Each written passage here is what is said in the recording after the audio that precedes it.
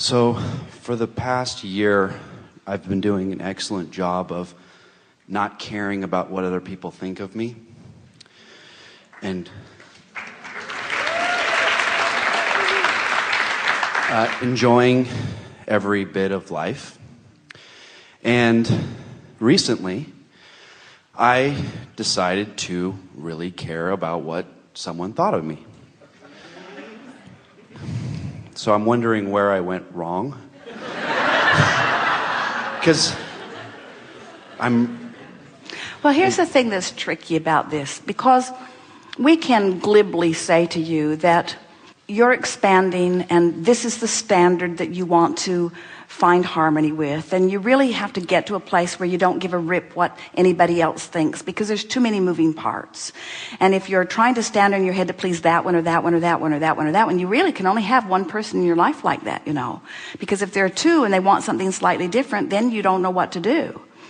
But all of that is, while it is law-based, it's not the easiest thing in the world for you to make work in your life, because the fact of it is, there are a lot of people in your life, and a lot of people do hold you as their object of attention, and a lot of people do have a response to things you do and things you say and things you think.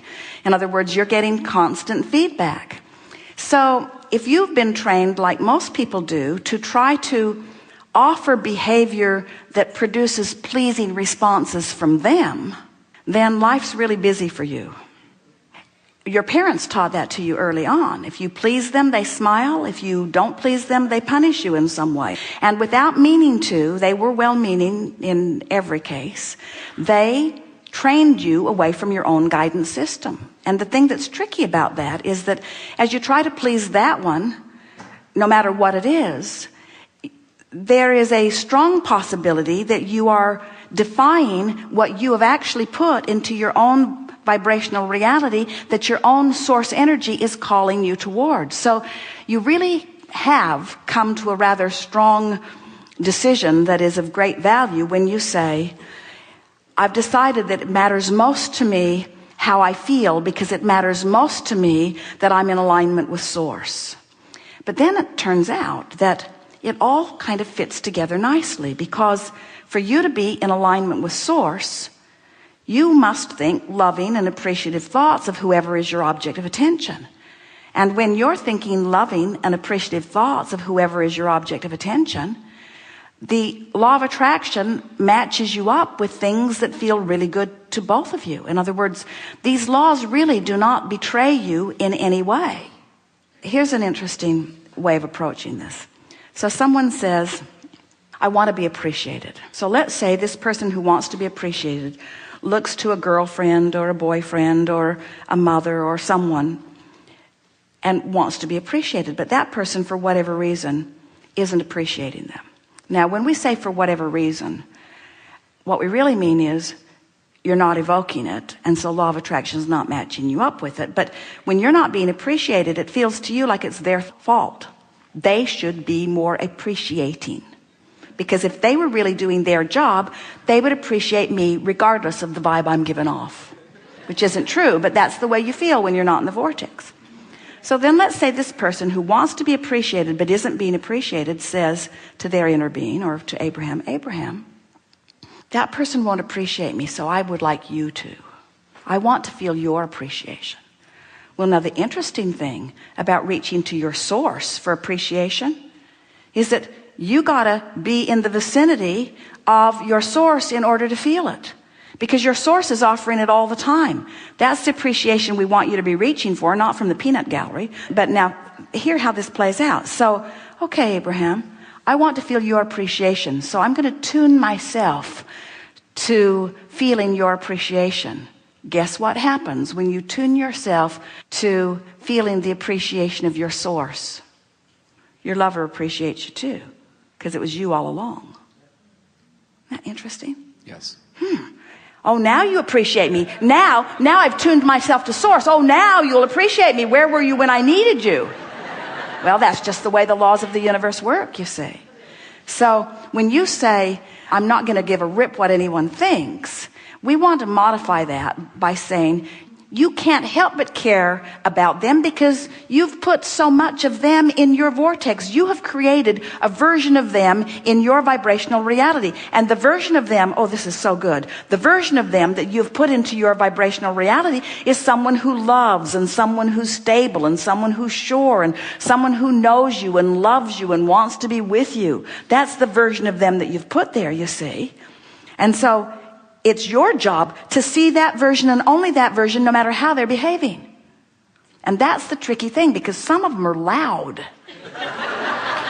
Some of them are just really in your face, not behaving the way you'd like them to behave. But you have to hold to your picture of what you are wanting, or put yourself in a place where at least you're not seeing so much of what you don't want. Don't you think that's a good way of looking at this? That when you reach for the love that Source will always give you, in order to find it, you got to tune yourself to it.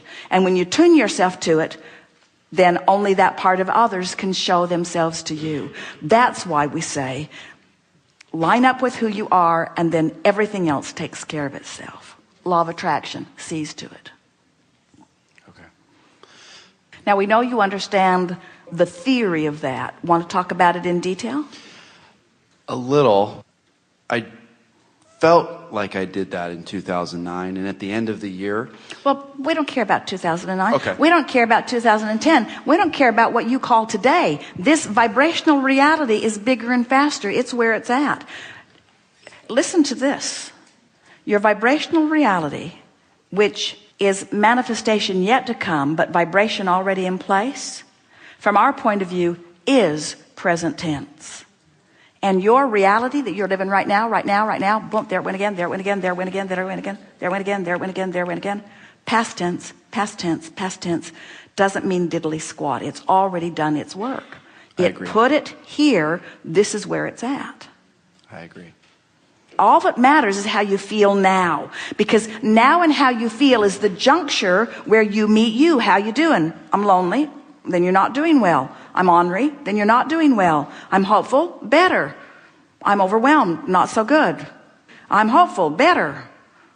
In other words, how you doing? How you doing? I agree 100%. And so as we said to someone earlier, our best work is to soothe your resistance. So we start to soothe your resistance by telling you the unequivocal, undeniable law that never gets squirrely on you. Now, if you want to give us some details, we'll help you soothe your resistance. Specifically, the feedback on me at work was negative relative to my perception of how I was performing. And so now, as I went through a year of work and enjoyed and had passion and love and desire for the things I was doing and saved the company $20 million, at the end of the year, I hear negative feedback to how I performed. All right, so consider this. You can only get negative feedback from people outside the vortex. I agree. So why would you care what someone out of the vortex says to you when it's 100% probability of it being negative? So where do we suggest you get your feedback from? Source. And what do you think Source is saying about that? We really want to jump in here so that you get it. You care what they think. I agree. That's like asking someone who doesn't have any money to give you a loan. And the degree to my discomfort is inevitable, or is seen with the degree at which my rating was to my perception. That's all flawed. This is what it is. Okay. This is the reason you feel so bad. It hasn't got anything to do with them. It's that you have expectations of yourself that when you give attention to their negative rating takes you apart from who you are. It's not their statistics that are messing you up. It's your own. In other words, this will feel a little off the subject, but it really isn't. It's right on. Someone will say, this rascal, often it's a lover or an employer, this person has made me so frustrated and angry, and in the process, I have asked for this, and asked for this, and asked for this. So that person is responsible for enormous expansion.